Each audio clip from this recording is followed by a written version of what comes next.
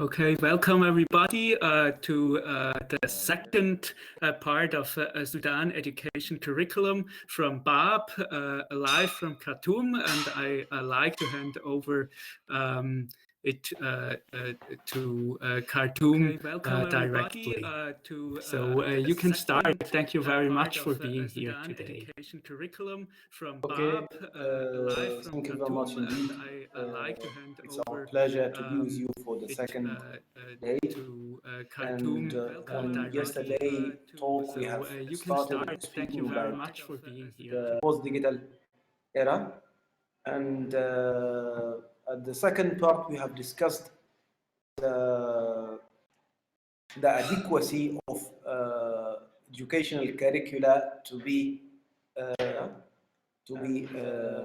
digitalized. Second part we have discussed the unique challenges facing education was about the content of educational curricula, and we have discussed the current ongoing debates on the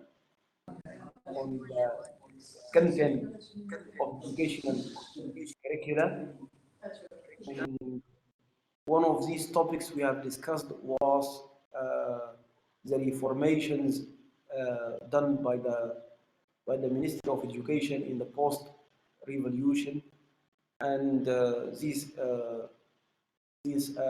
reforms, these content reform were very much controversial and drawing much debate and conflict at the grassroots and the political level. And we have given one example of history textbook, and history textbook for the 6th grade at the basic level was a subject of a very extensive debate, and part of this textbook was on the history of European Renaissance, and it reviews some of the development of art in the European Renaissance, and it quotes some of the works of the different artists. One of these, Michelangelo, and it's a masterpiece of Adam's creation. Adam's creation piece has resulted in very severe wave of criticism to the Ministry of Education and to revolution forces and to the National Center for Educational Curriculum and Educational Research, and to the head of this national center, Al-Garray, and much of the criticism and the debate from Islamist and fundamentalist forces, and some of these people benefited from the Bashir's regime. They were powering much more critique and attacks on this curriculum. Their point that Adam's creation masterpiece represent an embodiment of God character, and which they see from a religious point of view as prohibited, and God should not be embodied from their point of view. And much discussion, much debate was done on this level, and even people from a non-Islamist background joined this debate, And regarding this image, we understand that much discussion about the curriculum and the image was not about educational or curricular purposes, but for political, for ideological ends and so on. So even if these groups have some reservations on this image or another image, uh, it was not an issue of much debate. But as I told you, the issue is not merely an educational or curricular related issue, but it was a political battle, and this battle at the end reached to the level that the head of National Center for Educational Curriculum and Educational Research have resigned, have tendered his resignation because of this issue, and at the end it resulted in what I could say removing the Minister of Education from his place in one way or another. So this example of of educational curricula show how the content of education in the post-revolution context is an issue of extensive debate, and much much discussion is still ongoing on curricula and on curricular reformation, since the Prime Minister has freezed the work of all the reformed curricula, and parents and families are also looking to this issue with much concern. And this point, as I told, reflect the politics of education in Sudan, and it reflects also part of the political economy of the textbook industry, because textbooks are not mostly produced by by governmental publishing houses. Most of the books are presented in form of grids to private publishing houses, and these publishing houses has already published a lot of books in the former curricular series, and the current curricular reform is against their profits and their investment on textbook industry. So part of the campaign is uh, there is a participation of those people benefiting from such industry, and this reflect the political economy of language, and also reflect the politics of the government expenditure in schooling. In Sudan, the government do not really do not fully fund education, and governmental education is not there is no there is no good budgets for educational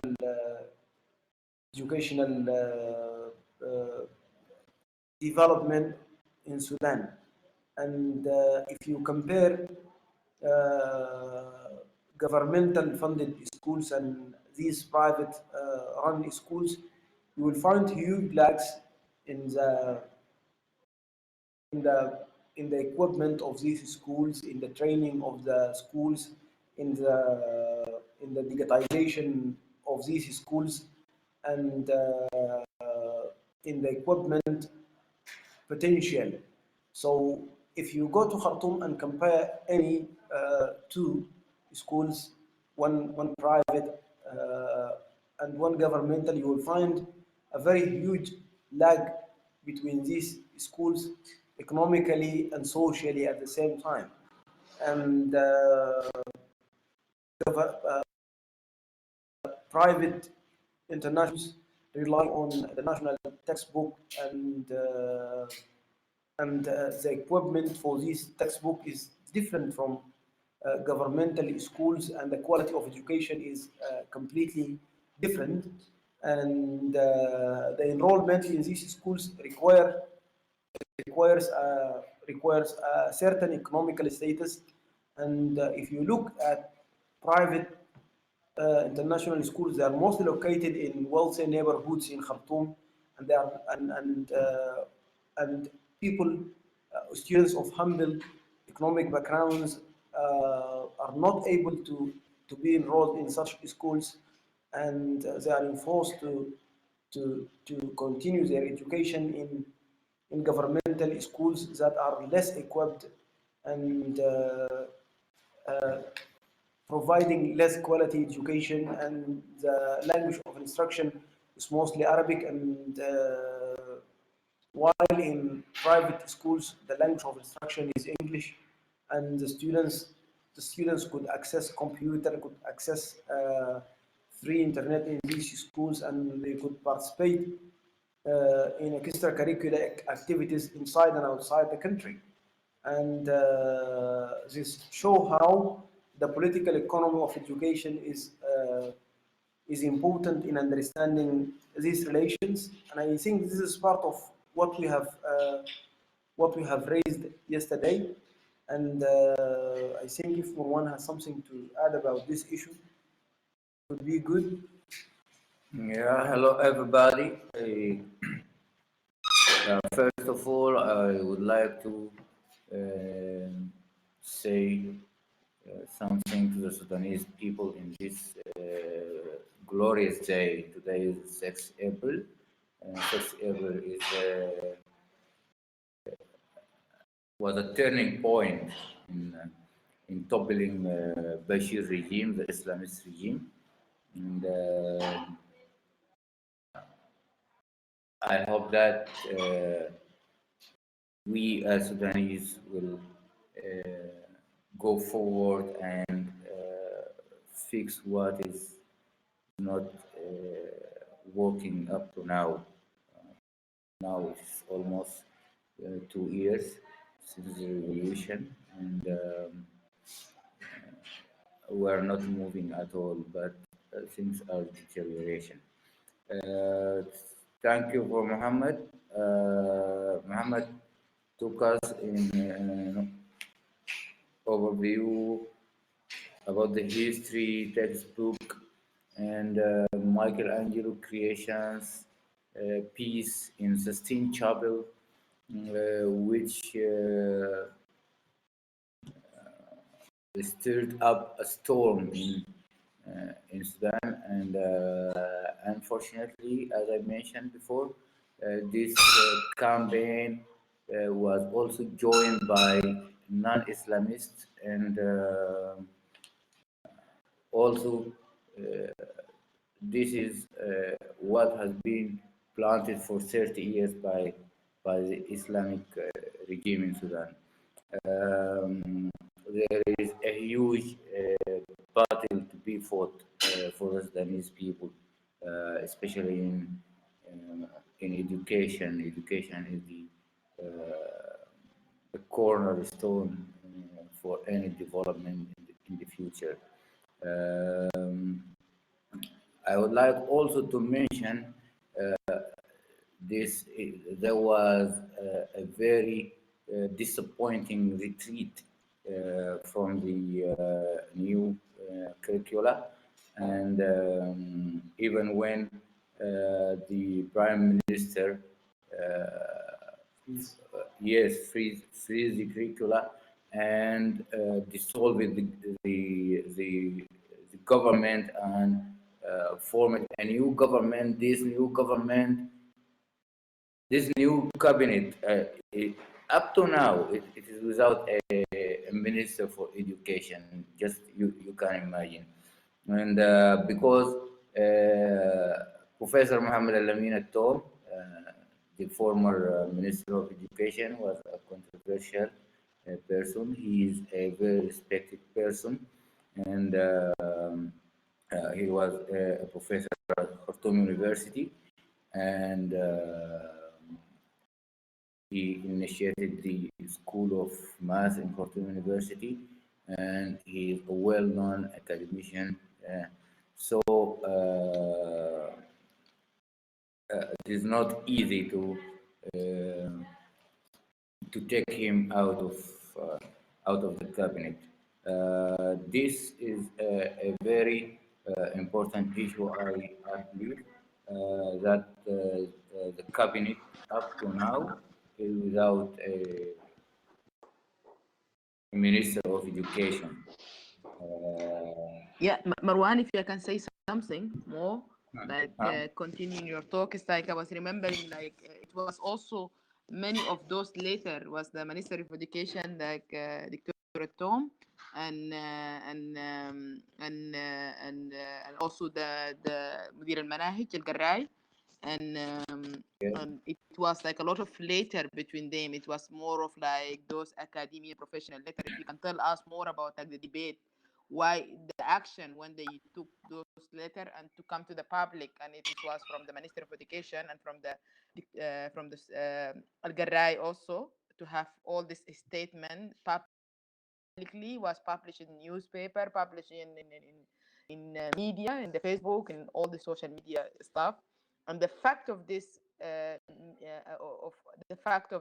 why he write those of those statement to the prime minister in public when he was a minister of education himself, and he could meet him in a private. So for me, it was very interesting how he tried to include the public about the education, about the education, like, and what the government tried to do and try to hide in the same time. Yeah, if you can just tell us more about that document, what you talk about the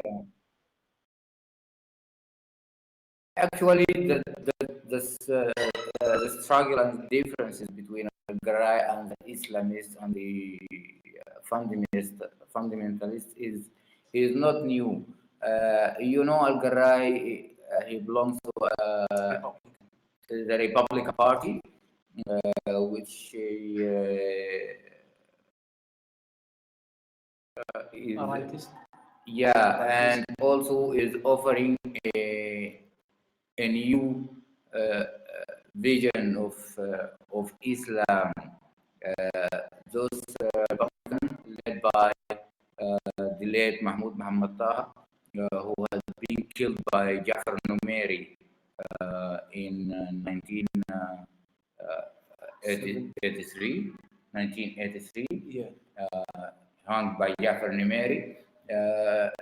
He was actually the Islamist was seeing Mahmoud Muhammad Taha as an obstacle on their way to the power, and Al-Garai, one of his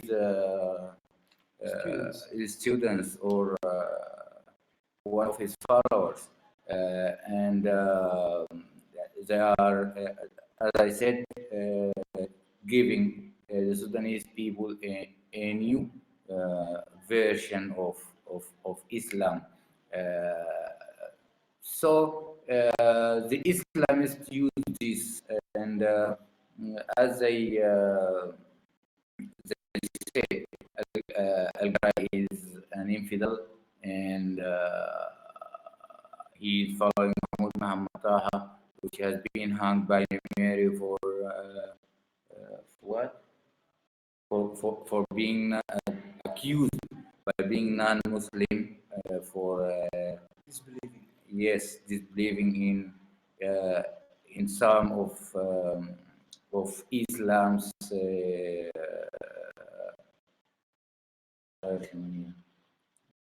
Basic. yes, on prayers and fasting, and this is allegations, being circled by the Islamists,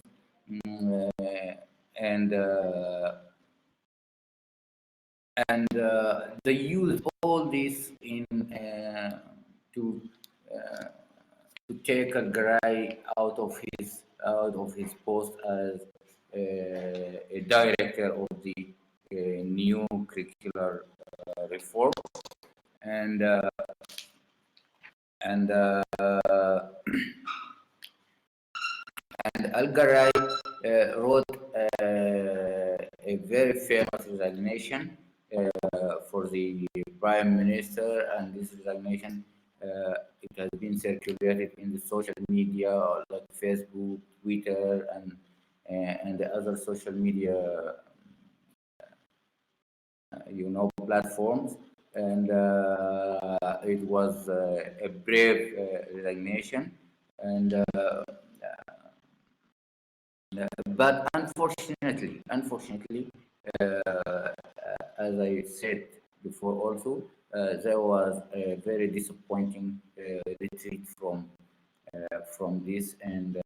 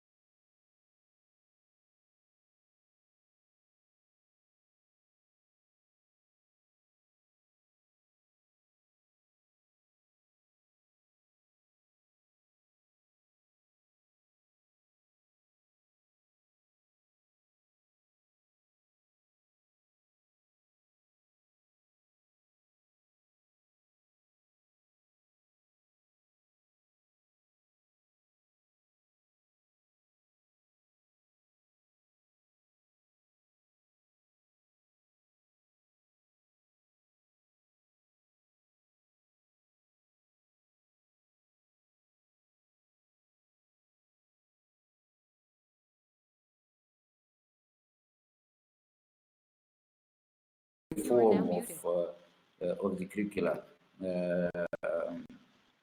It was a very diverse effort, and it was very also individual effort to stand against this. Also, I would like to mention that education, as Muhammad touched this point, the education budget from the national budget, it doesn't worth anything. It doesn't worth. We do have schools here, not not just there is a lack of equipment. There is no equipment at all. You can see the pupils sitting on the ground, and even there is no blackboards, and the teachers are not trained. This is a result of privatization, which engulfed all sectors in Sudan during the past 30 years of the Islamist regime.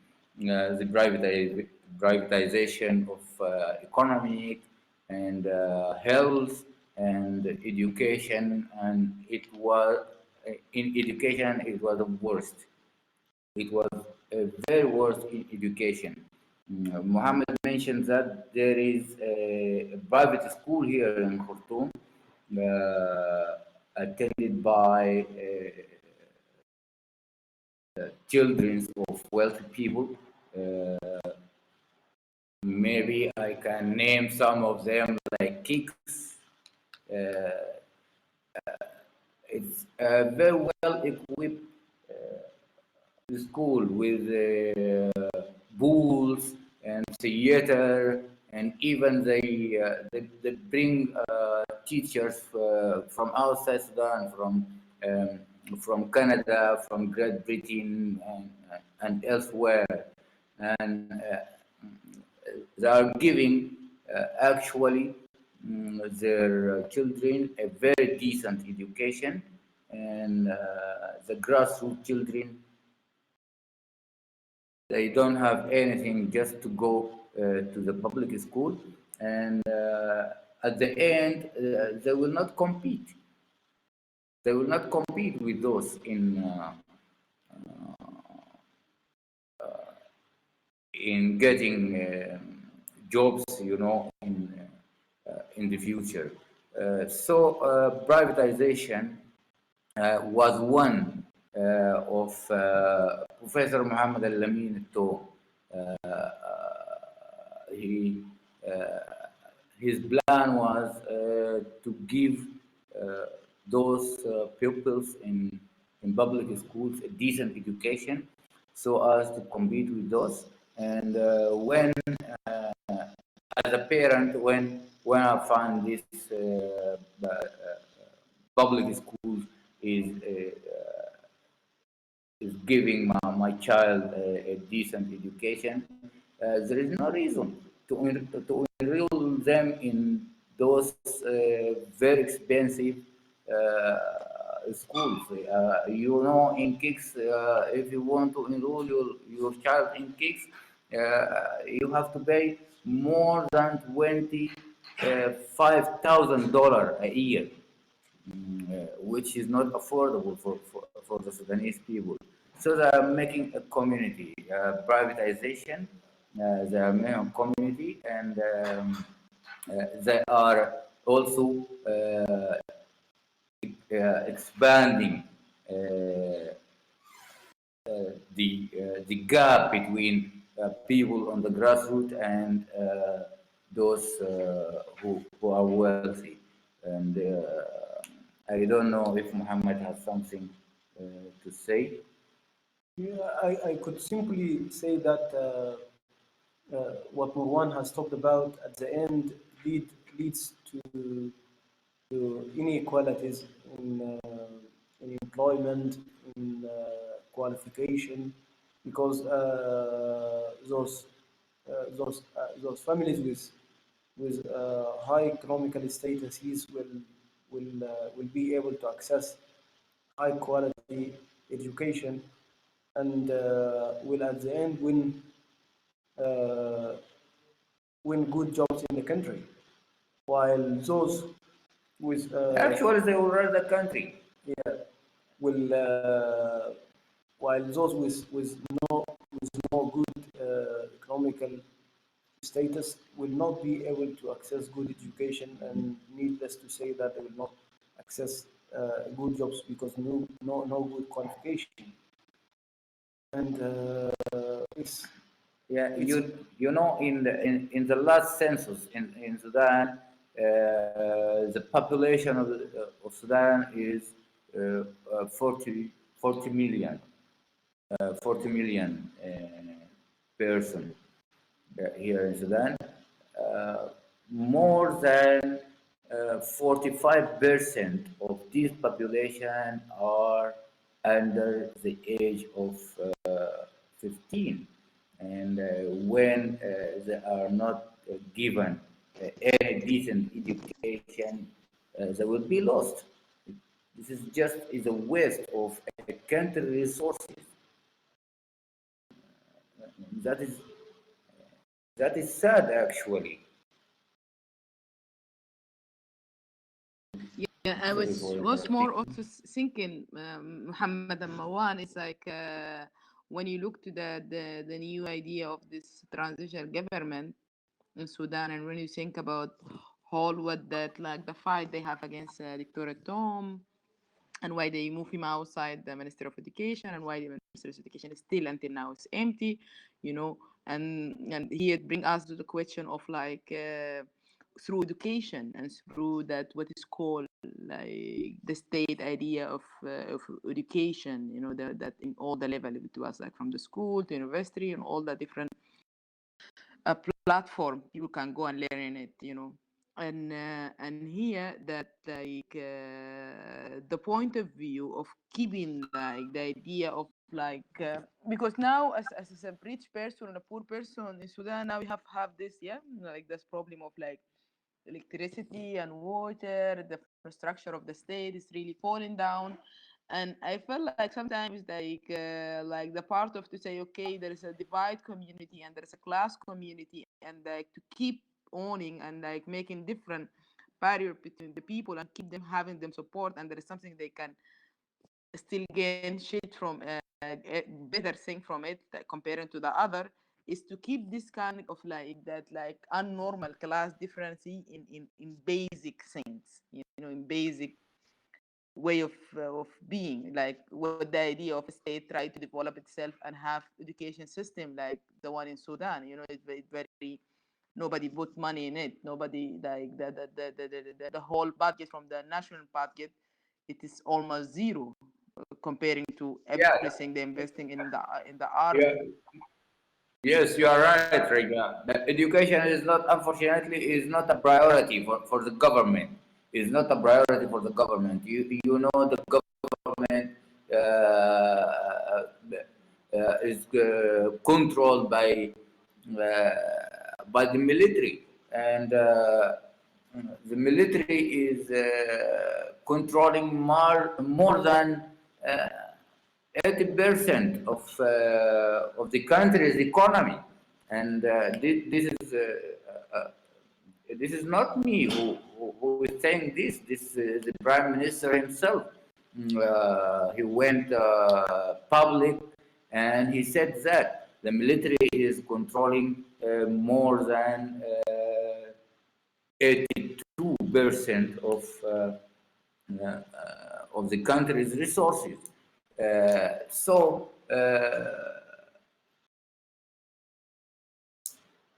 yeah, so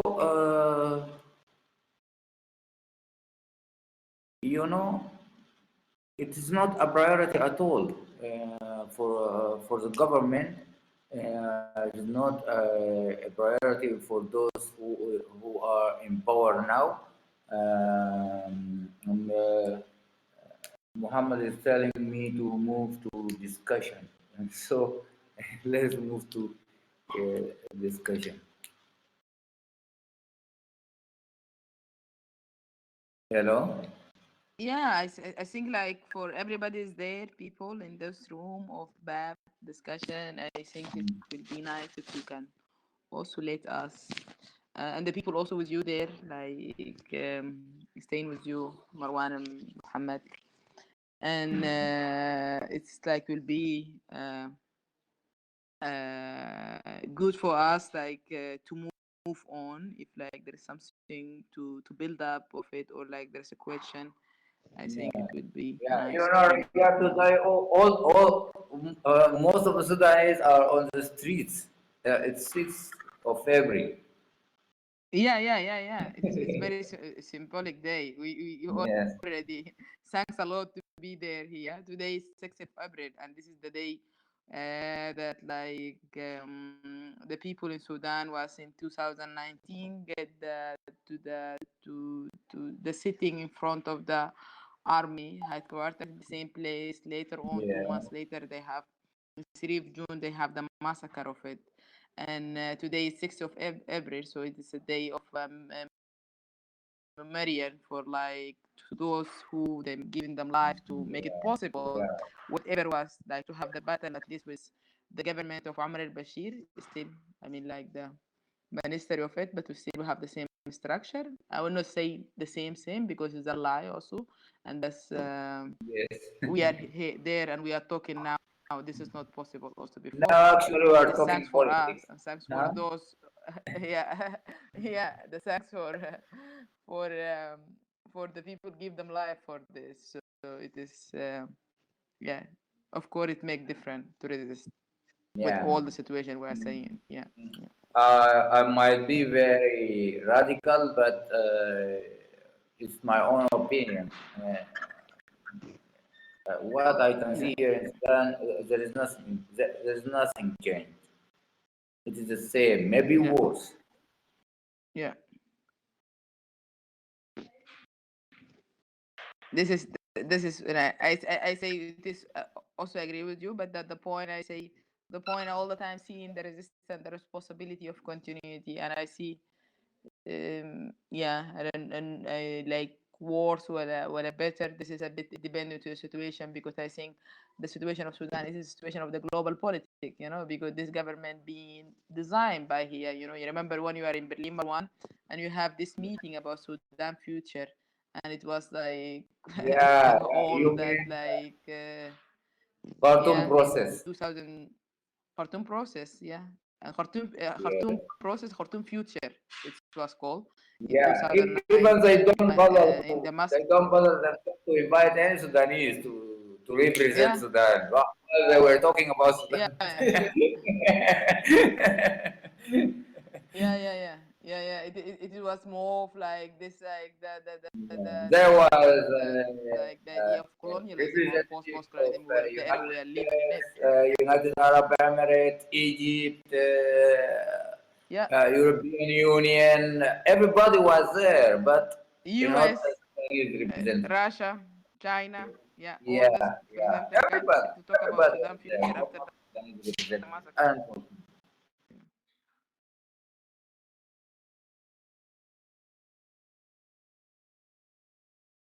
So, you want to say that, Raja, now those who are running the country are compradors, huh? No, I never say that. I I believe say that. that, don't I vote me. believe But that. I would say to you something. Let's be clear, okay? And maybe Muhammad, now you're part of. I heard a bit about like you're trying to help with the peace agreement deals and exactly what the following after Juba an agreement, Muhammad. And I say, of course, I know it would make different to be Sudanese. It's a very long debate about is what the revolution is used for or not. But I say at least uh, it is our choice now to say, oh, everything is fine, or when we don't have a choice to say everybody know it's not fine, you know. And now we have the debate to say it's fine or not fine. This is the point, and this is that why it's important. We come to this kind of event and we talk about it and we discuss the thing because we have to know where we are now, what we are doing now with our this. And because yes, if you want to go to the demo now, you can go. Of course, the risk is still there, but the risk of dying is less. But it is important now to go to the demo, and we will have to think about a different method of resistance. You know. So the question here, if you what we are trying to resist and which the enemy we have. And I think for me, from the beginning, I didn't expect to it be too much different than what it is now. You know, from the beginning when I joined the movement in Sudan in 2018, and how like we all meet there again and we start struggling together again. Yeah. And but But I think I am a bit without thinking about the global education, politics. don't expect any change without education. Education is a cornerstone You are for it. right. Yeah. So now, I believe the Sudanese people have to put all their effort and pressure on to have a decent education, to have a good budget for their children's schools, to have them well treated, well trained, so as we are talking about this digital era, and everything is digitalized now. I do have my own students on the university. They don't know how to deal even with the laptop. They face problems with the mouse and the keyboard, the basic things. You know, that is why. That is because all of them are coming from rural area. They don't have been trained to use this stuff, to use this technology, and that is why now in this time of pandemic, in specific, we cannot continue our education, distant education, you know. The university put a lot of money and bought a digital system to continue the educational, process from distance. But unfortunately, even those students, when they go back to their villages, They don't have electricity. Even in Khartoum, there is no electricity most of the time. At this very moment, we are talking at this very place we are sitting in, the generator is running. There, there is no electricity, let alone a remote village in Sudan. So there is no electricity, no internet coverage. The students are not trained to use this technology. So how can we face the world? How can we catch up with the age? It's a new era. Everything is digitalized. As Mohammed said yesterday, digitalize or die. And what I'm seeing now, we're going to die. We are actually dying. You see, Yeah. you have also touched on the issue of peace and the ongoing debates. We do really regret in the past 2 days people are being killed at El Binena, and much more victims are dying. To see, though there is peace agreements, and really it is very sad to hear such issues, and there is really the issue of peace is one of the top issues, because in Darfur and in the Nuba Mountains there is so many areas of conflicts, and people in these areas were suffering to access educational resources, and so many things due to the due to conflicts. So the issue of peace is very important. And now, if we look at the negotiations of the SPLM, North Al-Hilo, and the new government, if we look at the declaration of principles, we'll find that issues of the nature of states, of issues of diversity representation, and issues of religious representation are taking very great space. And this is simply because the Ingas regime has imposed their own view of managing and representing cultural, linguistic, and religious diversity. They imposed Arabic language and Arabic Islamic culture on the diverse Sudanese people, and on different areas of Sudan. So these peace talks now,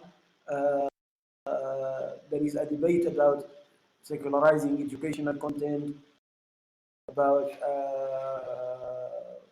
federalism in education, and so on. And much debate are result of the regime's practices on managing education and diversity. As I see, there is a question here. What is the plan of resistance? We as university lecturers, or as scholars, we are aware of our social and intellectual responsibility toward our people, and most of our work and research do really engage on social issues. We are for years working against social inequalities and political inequalities. We were lecturing and researching the different aspects of dominance inequalities that the Engaged regime has practiced, and we were politically resisting the Engaged regime. During the revolution, we were at the streets with the people. We are protesting against the Benghazi regime from the very first day of the protest until the fall of the Benghazi regime. Now, in the post-revolution, our resistance to the inequalities of our new government, which is a government come as a result of the revolution, does not stop. We will not take side with any government or any group that practice any inequalities. We are moving from our social responsibility as scholars or as intellectuals. We have to invest in a certain responsibility, and we are trying to practice our responsibilities toward our people, toward the oppressed people, and to take the voice of those people who had no voice, and we see that as an integral part of our academic, social, and intellectual responsibilities. Yeah. Personally, That is great. I cannot talk about plans of resistance, but what I can say now, people are on the street. Now, at this very moment, people are on the streets resisting what is going by this transition government. We brought this government, but people are disappointed, and now they are trying to correct the the path of the government. As as academicians in the university, we believe, Muhammad and I and other colleagues, we believe that Sudan's problem should be addressed scientifically and academically. We tried so many different approaches, a political approach and other approaches, but our firm belief that the problems of the country should be addressed scientifically and academically, and we are trying to engage. Also, regarding the issue of plans, we are working on different research projects. Yes. And also we are engaging with the current situation and social the basis of organizations. inequalities. And to me, for example, I have my own research projects, my fixed deadlines for publishing, work on different projects, and the different research projects on linguistics or on diversity management or in education.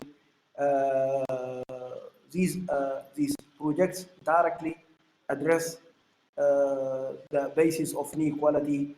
They address the issues of political injustice, discrimination. Yeah. We are working on these issues, and we have our own plans and timelines for publishing, for presenting public lectures, for doing so many things, and even within our classroom.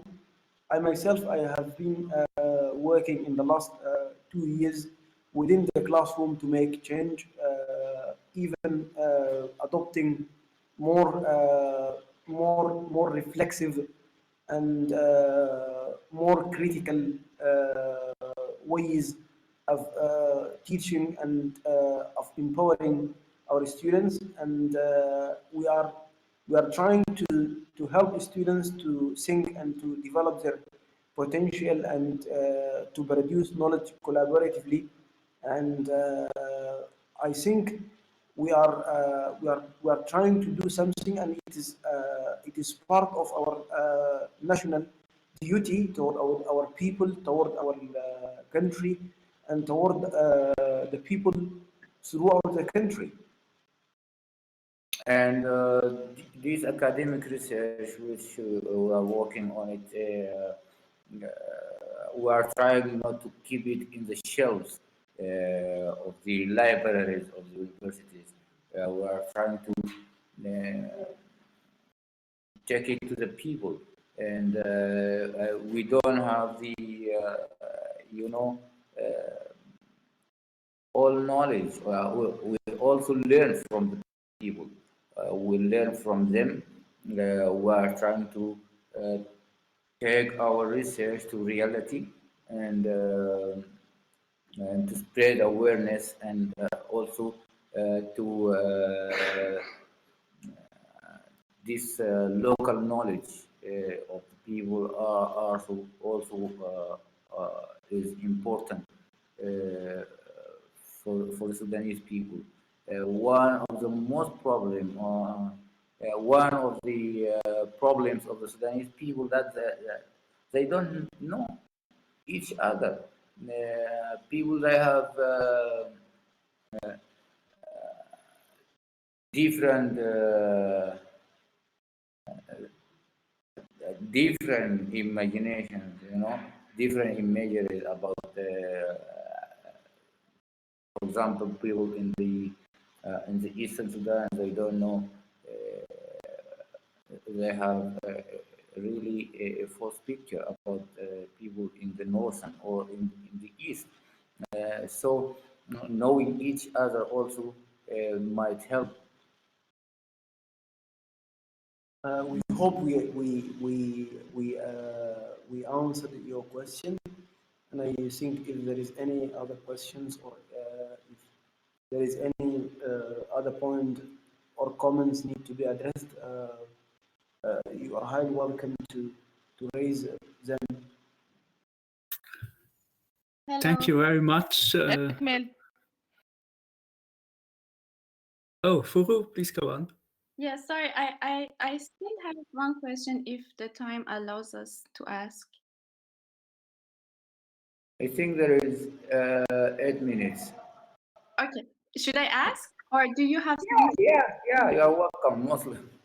Okay, so my question is that as you mentioned yesterday, we are globally somehow in the time of a political transition. I mean, more or less in different parts of the world with different intensities somehow, just because as a result of the pandemic situation and the crack that it made it possible. And we see like lots of different events happening. And my question is, some events are taking the shape of We lost our voice, actually. Okay, from where didn't you hear?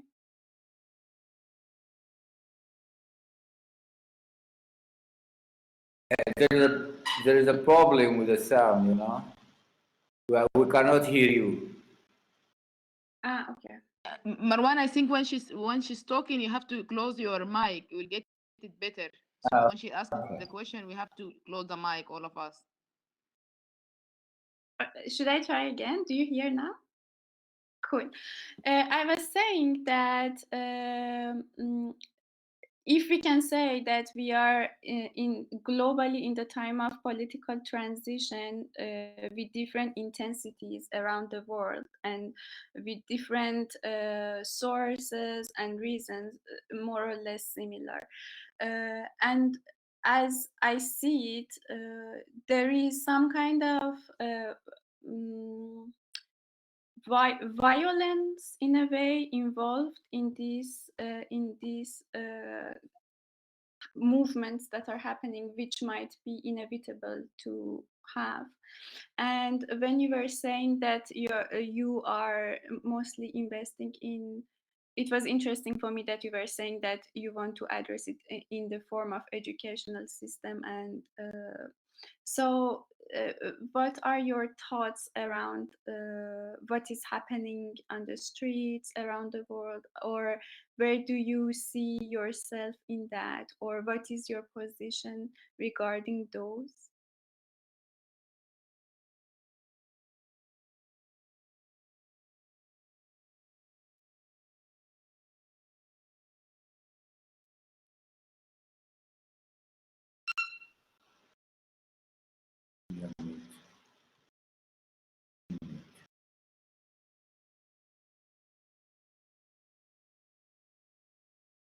Would you please repeat the last part of the question? What is our position from what? Yes. How do you see your position investing or rooting much more in the educational system and academia? How do you see that this could meet what is happening on the street, or how do you make it happen? How do you make this connection?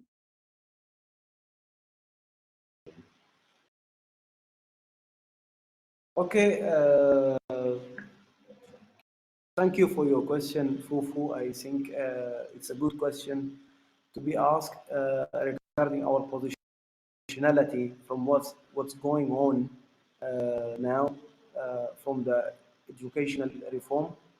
Before the fall of al-Bashir regime, we were protesting against the kind of educational curricula and about the representation of people in the curricula and the content of education and the ideologies of education in these curricula. We were actually working against the basis of inequalities in representing different people coming from different backgrounds in the educational curricula. In the post-revolution time, we, with other colleagues, we have organized workshops, we have organized training sessions, and we have also worked on research to support the transition from ideologically charged educational curricula to new educational content that can support political transition in Sudan. And we understand our responsibility, our intellectual and educational responsibility of pushing change in educational curricula.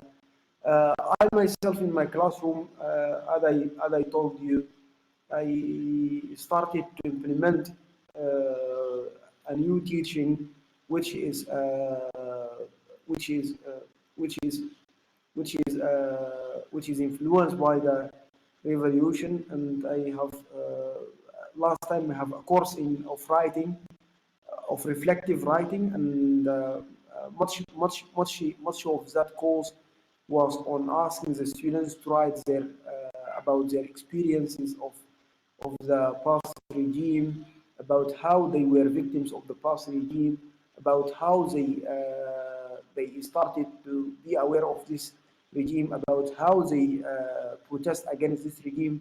And all these writings were part of consciousness raising of the students and making them more reflective about what's going on, and making them aware of the ideological stances of the Engas regime.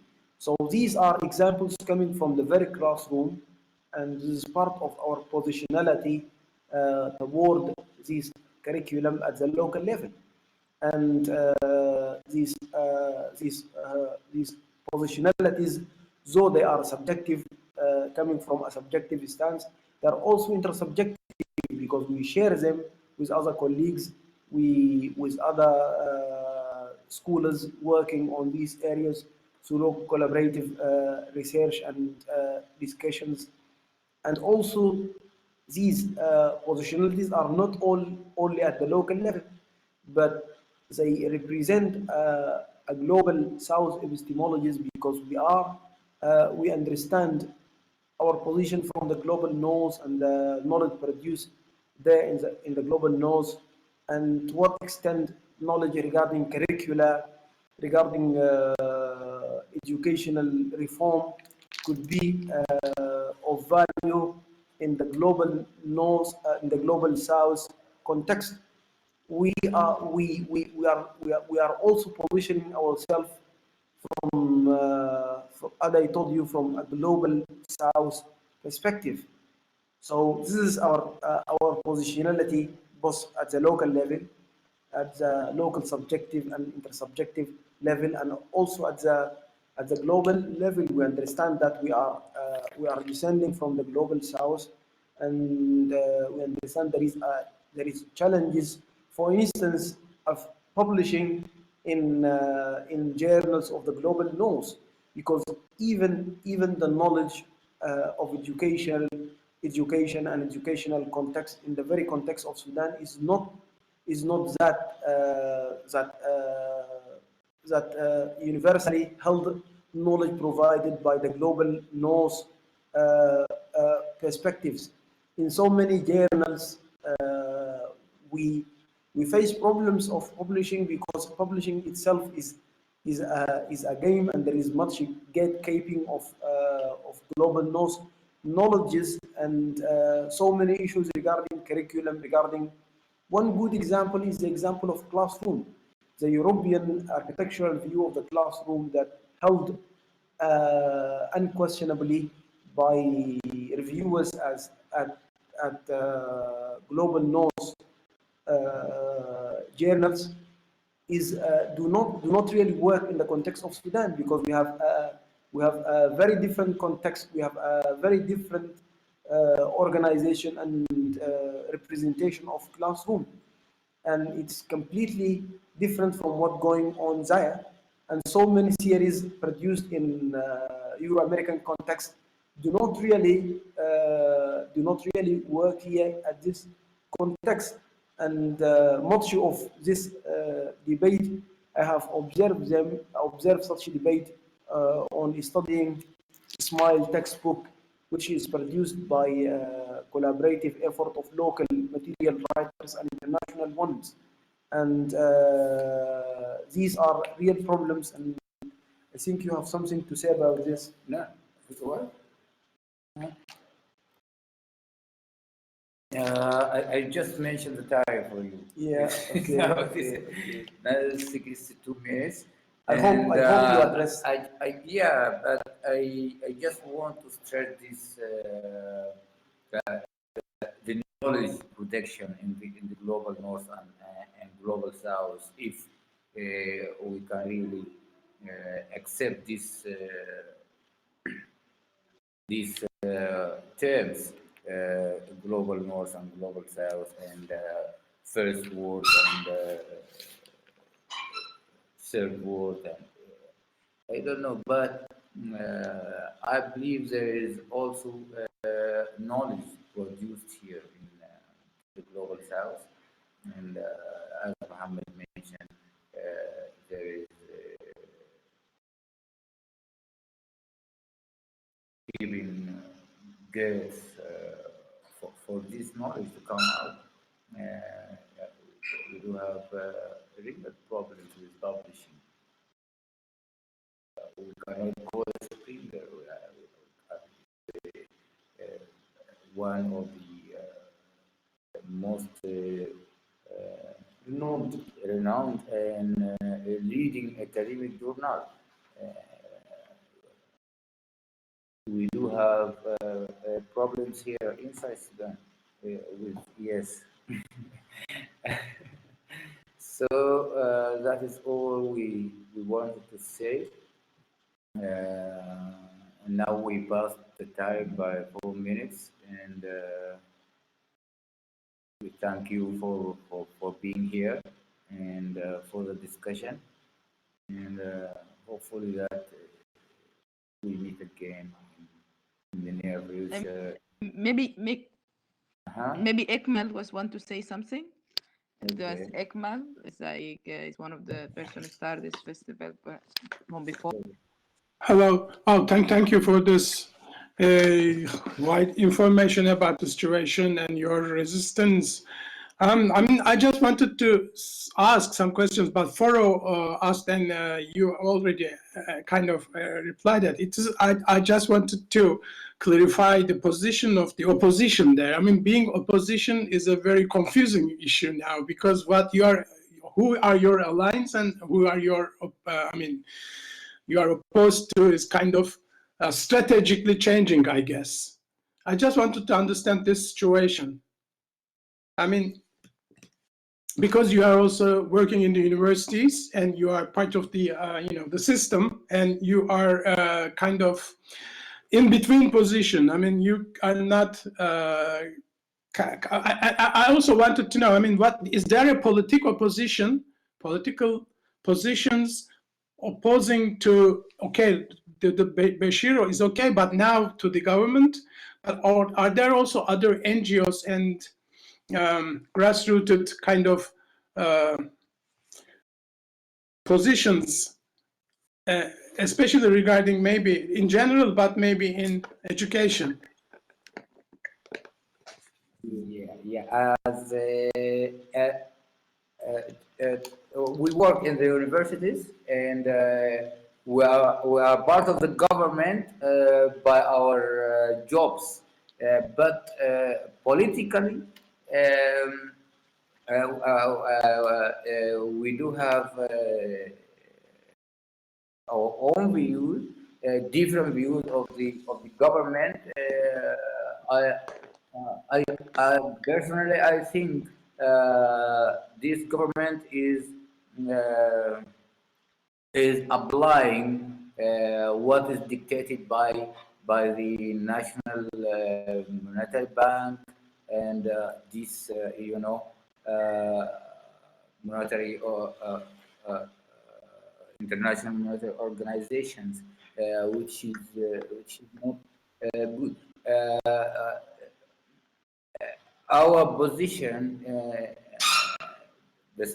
there is, yes, there is different strategies, and we moved from supporting the government to oppose this government now, because the government is not fulfilling, yes, what is it is promises is not. Yeah, I think that the idea is very simple. As Marwan has said, we are independent intellectuals, and our position from opposing or supporting the government is an ethical question. Yeah, Is an ethical question. We are against social injustice, regardless of who practices it. Al-Bashir regime, we revolt against that regime because the regime of Al-Bashir is dominating people, is practicing injustices and inequalities, and we are against inequalities of any type, of any form. We are against discrimination. these things, and it is informed by an ethical and intellectual position. And the current, we support the revolution because the revolution is important. But supporting the revolution does not necessarily mean you are supporting the government now, because the government now does not really represent the demands of the people, the demands of the revolution, because so many practices of this government do not really support what people break for the streets. Yeah. So our position is an ethical position. If the current government, which is supporting the revolution, has slided in any position or practice any practice we see as supporting injustice, we will stand against this practice, regardless of who do it. Yeah, thank you. I can understand that it's difficult, and I mean, of course, clear your situation, your position is clear. But yeah, I just wanted to understand the general opposition there. But yes, thank you for the explanation, and yeah, it is. You're welcome. Thank you for your. Thank you.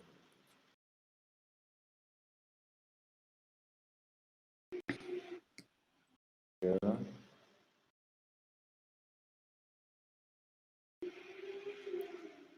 Yeah.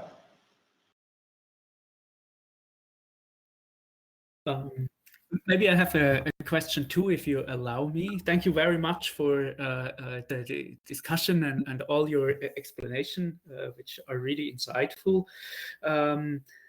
I was wondering a bit about the knowledge system and You were saying that you have you're trying to develop or fight for an own knowledge system and an educational system, an education curricula in Sudan.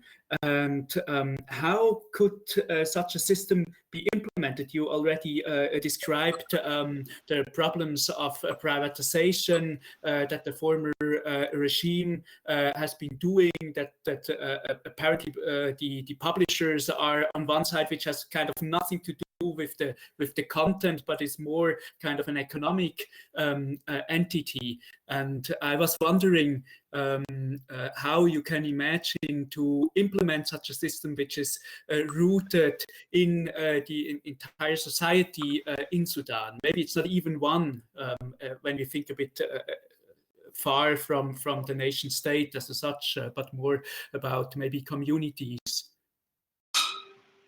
Actually, I think getting rid of this system of privatization of education is a very painful process, and it's a long process. It should be done gradually, because there is hundreds of thousands of students are enrolled in these schools, and you cannot just lock down all these schools in a fortnight. It has to be done gradually. First of all, reforming of the public schools. This is a very important thing, which will convince the parents and the families to bring their child to public schools. And reforming the curricula also, equipping the public schools with good equipment, enabling them to offer a good education and decent education to the people in it. I think the problem is privatization is deeply inculcated in the Sudanese educational system, and it's a real problem. It needs to be addressed, actually, and one of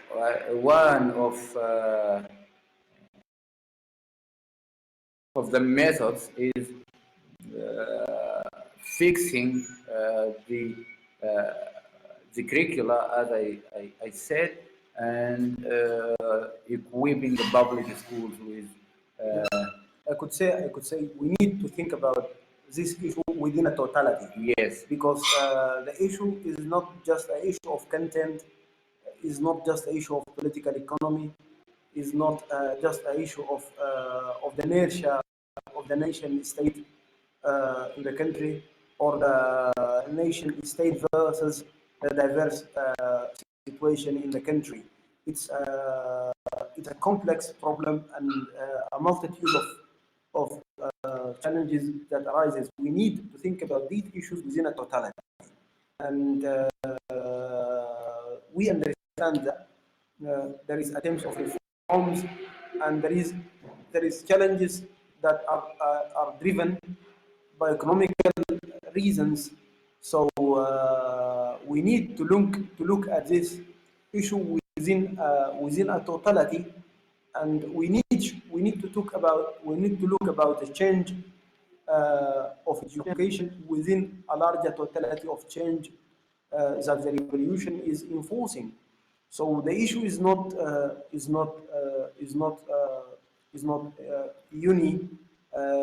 unisided issue. It has multi-sided issues, and there is different challenges facing us on this issue, and we need to think about this issue within a totality. Hope, Messias, we have answered your question. Thank you very much. If you still have time, can I ask one question? Yeah, I mean, I don't want to keep you, but okay. You said okay. I just wanted to. I mean, it is a long and probably long process to expect that the changes in education system, privatization, etc. It's a quite long process. Just my question is, yeah, we have the similar problems here in Turkey too. I mean, that privatization and changing in the ideology in the government schools. And but my question is digital in a way